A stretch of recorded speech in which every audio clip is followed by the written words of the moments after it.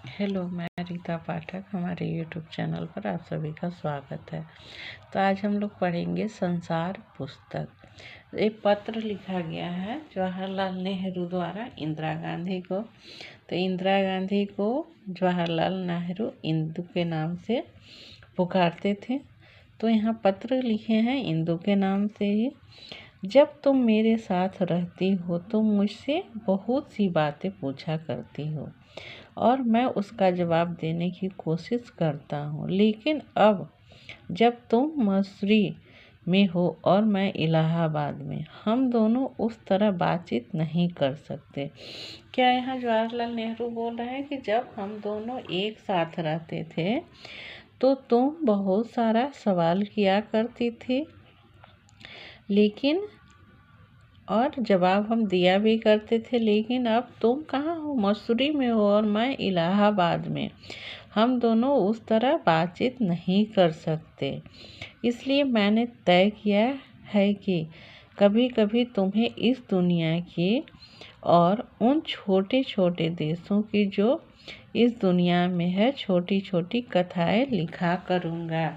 क्या करते हैं हम लोग? एक दूसरे से अलग हैं, तो हमने यह सोचा है कि अपने देश के बारे में छोटी छोटी कथा मैं तुझे लिखा करूँगा। तुम्हें हिंदुस्तान और इंग्लैंड के बारे में इतिहास पढ़कर जाना है। तुमने क्या हिंदुस्तान और इंग्लैंड के बारे में इतिहास पढ़ के जाना है। टापू है और हिंदुस्तान जो एक बहुत बड़ा देश है, फिर भी दुनिया का एक छोटा सा हिस्सा है। अगर तुम्हें इस दुनिया के बारे में जानने का शौक है तो तुम्हें सब देशों का और उन सब जातियों का जो इसमें बसी हुई है ध्यान रखना पड़ेगा। केवल उस एक छोटे से देश का ही नहीं जिसमें तुम पैदा हुई हो।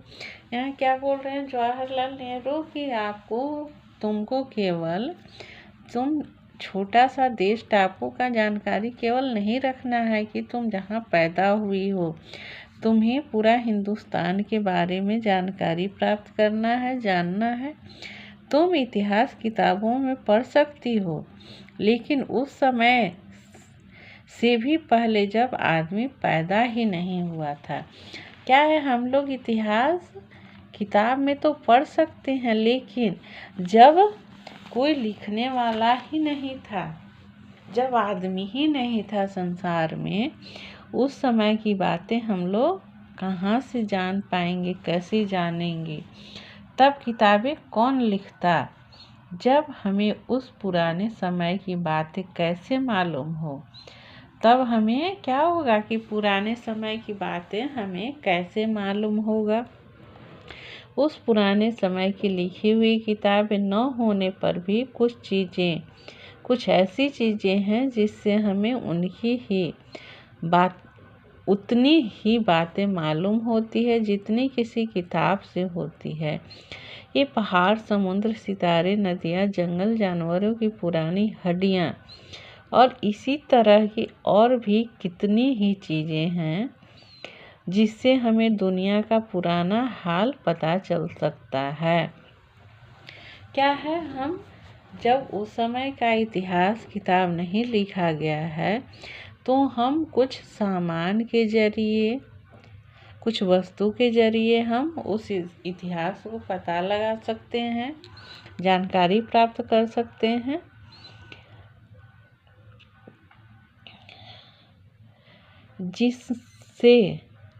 जिनसे हमें दुनिया का पुराना हाल पता चल सकता है। किसी विषय को जानने का असली तरीका यह नहीं है कि हम केवल दूसरी की लिखी हुई किताबें पढ़ लें, बल्कि यह है कि हम खुद संसार रूपी पुस्तक को पढ़ें। मुझे आशा है कि पत्थरों और पहाड़ों को पढ़कर तुम थोड़ी ही दिनों में उसके विषय में जानना सीख जाओगी। किताबों के अलावा हम और किन किन चीज़ों से ज्ञान प्राप्त कर सकते हैं? तो किताबों के अलावा हम पहाड़, पत्थरों से संसार रूपी पुस्तक को पढ़ें और पहाड़ और पत्थरों से हम बहुत सारी जानकारियाँ प्राप्त कर सकते हैं, ज्ञान प्राप्त कर सकते हैं। सोचो कितने मज़े की बात है कि एक छोटा सा रोड़ा जिसे तुम सड़क पर या पहाड़ के नीचे पड़ा हुआ देखती हो, मतलब सोचो छोटा सा पत्थर जो सड़क पर या पहाड़ के नीचे पड़ा हुआ दिखता है, शायद संसार की पुस्तक का छोटा सा पृष्ठ हो, मतलब छोटा सा आधार हो। शायद उससे तुम्हें कोई नई बात मालूम हो जाए, शायद उससे तुम्हें कोई नई बात मालूम हो जाए। शर्त यही है कि तुम्हें उसे पढ़ना आता हो। मतलब यहाँ शर्त क्या है कि हमें उस छोटी सी रोड़ा के बारे में धीरे धीरे अच्छे से जानकारी प्राप्त करने आना चाहिए। कोई भी ज़बान उर्दू, हिंदी और अंग्रेज़ी सीखने के लिए तुम्हें उसके अक्षर सीखने होते हैं। जैसे हम कोई भी भाषा सीखना चाहते हैं तो सबसे पहले हमें अक्षर ज्ञान प्राप्त करना होता है, तभी हम उस भाषा को अच्छे से सीख पाते हैं। इसी तरह पहले तुम्हें प्रकृति के अक्षर पढ़ने पड़ेंगे, तभी तुम उसकी कहानी उसके पत्थरों और चट्टानों की किताब से पढ़ सकोगी। मतलब सबसे पहले प्रकृति को समझना होगा। शायद अब भी तुम उसे थोड़ा थोड़ा पढ़ना जानती हो। जब तुम कोई छोटा सा गोल चमकीला रोड़ा देखती हो तो क्या वह तुम्हें कुछ नहीं बतलाता? यह कैसा गोल, चिकना और चमकीला हो गया? कैसे ये गोल, चिकना और चमकीला हो गया और उसके खुरदरे किनारे या कोने कहाँ गए? अगर तुम किसी भी चट्टान को तोड़कर टुकड़े टुकड़े कर डालो तो हर टुकड़ा खुरदरा और नुकीला होता है। तो ये हकीकत है कि अगर हम पत्थर को तोड़ते हैं तो एकाएक वो चिकना नहीं होता है, चमकीला भी नहीं होता है, वो नुकीला ही टूटता है।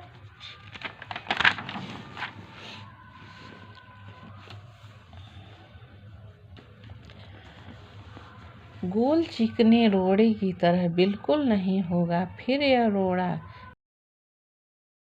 और गोल हो गया। अगर तुम्हारी आँखें देखे और कान सुने तो तुम रोड़े के मुंह से उसकी कहानी सुन सकती हो। क्या यहाँ बता रहे हैं जवाहरलाल नेहरू इंदिरा गांधी को कि अगर तुम्हारी आँखें देखे और कान सुने तो तुम रोड़े की कहानी सुन सकती हो। वह तुमसे कहेगा कि एक समय था जब वह भी एक चट्टान का टुकड़ा था, ठीक उसी टुकड़े की तरह जिसमें किनारे और कोने के, जिसे तुम बड़ी चट्टान से तोड़ती हो। शायद वह किसी पहाड़ के दामन में पड़ा हुआ था। क्या है? वो बड़ा सा चट्टान पहाड़ के आंचल में पड़ा हुआ था शायद। तब पानी आया और उसे बहाकर छोटी घाटी तक ले गया। वहाँ से एक पहाड़ी नाले ने ढकेलकर उसे एक छोटे से दरिया में पहुँचा दिया। इस छोटे से दरिया से वह बड़े दरिया में पहुँचा। इस बीच वह दरिया के पेंदे में लुढ़कता रहा। क्या है? लुढ़कते लुढ़कते यहाँ से वहाँ जाते जाते वो रोड़ा चिकना पत्थर छोटा सा टुकड़ा बन गया, उसके किनारे घिस गया, वह चिकना और चमकदार हो गया। इस तरह वह कंकड़ बना जो तुम्हारे सामने है। किसी वजह से दरिया उसे छोड़ गया और तुम उसे पा गई। अगर दरिया उसे और आगे ले जाता तो वह छोटा होते होते अंत में बालू का एक जर्रा हो जाता। शायद वह समुद्र के किनारे अपने भाइयों से जा मिलता, जहाँ एक सुंदर बालू का किनारा बन जाता, जिसके ऊपर छोटे छोटे बच्चे खेलते और बालू के घरौंदे बनाते। अगर एक छोटा सा रोड़ा तुम्हें सोचो पहाड़ों और दूसरी चीज़ों से हमें और कितनी बातें मालूम हो सकती है। तो जैसे यहाँ चित्र में दिखाया गया है, बालू का घरौंदा बना हुआ है। तो ये कौन लिखे हैं? पत्र तुम्हारे पिताजी जवाहरलाल नेहरू। किसे पत्र लिखे हैं? जवाहरलाल नेहरू। तो इंदिरा गांधी को पत्र लिखे हैं। यह पत्र किसने किसको लिखा है? यह पत्र जवाहरलाल नेहरू ने इंदिरा गांधी को लिखा है। दुनिया का हाल जानने के लिए क्या क्या करना आवश्यक है? तो दुनिया का हाल जानने के लिए हमें पुस्तक के साथ प्रकृति को भी पढ़ना पड़ेगा, प्रकृति को भी जानना पड़ेगा। पुराने ज़माने के बारे में हमें कहाँ से पता चलता है? तो पुराने ज़माने के बारे में हमें पुस्तक से पता है, और पहाड़ और पत्थरों से भी हम लोग कुछ सीख सकते हैं पुराने ज़माने की बात।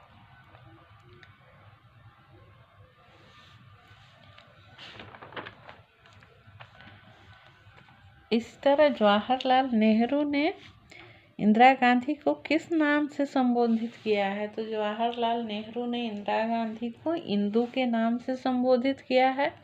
इंग्लैंड का एक छोटा सा क्या है? टापू है। दुनिया के विषय में जानने की असली तरीका क्या है? संसार रूपी पुस्तक को पढ़ना। रोड़ा अंत में क्या बन जाता है? तो रोड़ा अंत में बालू का जर्रा बन जाता है।